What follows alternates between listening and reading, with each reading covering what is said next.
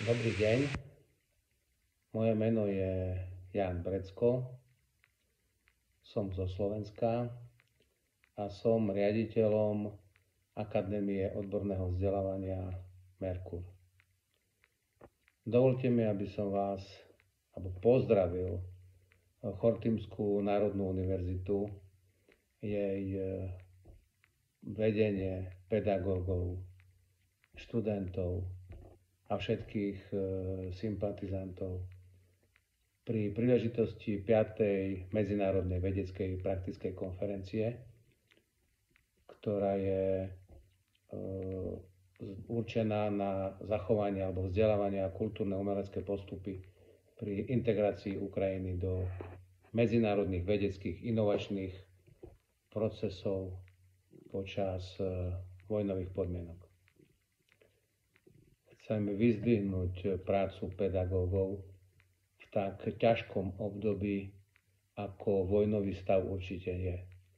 Chce to veľkú dávku odvahy, aj takého sebazaprenia, aby človek odovzdal to svoje pedagogické myslenie a tie pedagogické schopnosti študentom, keď je každý deň vystavený nebezpečenstvu a stresu z vojny, ktorá u vás prebieha.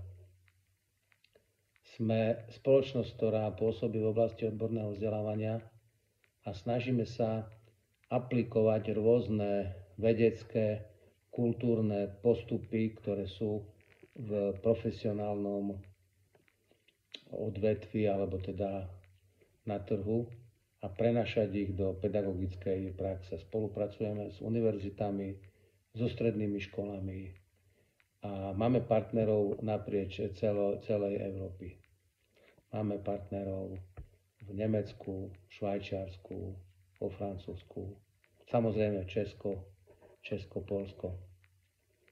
Našou snahou je, aby tie moderné vedecko-priemyselné umelecké postupy, ktoré sa vytvárajú v obchodnom prostredí, sa pomocou spolupráce rôznych konferencií a družieb prenášali do toho pedagogického prostredia. Sme otvorení každej jednej spolupráci a každému partnerstvu, ktoré je alebo nejakým spôsobom funguje na tomto princípe. Takže aj vás ešte raz v tomto smere podporujeme, držíme prsty pri tejto mimoriadne náročnej a obetavej práci pedagóga počas tohto vojnového stavu, ako som už povedal, ktorý na Ukrajine prebieha. Takže, milí priatelia, pedagógovia, študenti, dovolte mi ešte raz vás pozdraviť a popriať vám, aby tento vojnový ošial sa čo najskôr skončil a my sme sa venovali záslužnej pedagogickej práci, osvete a spolupráci. Ďakujem veľmi pekne, s pozdravom skorého ukončenia vojny a skorého videnia pri rôznych projektoch a pri spolupráci. Ďakujem pekne.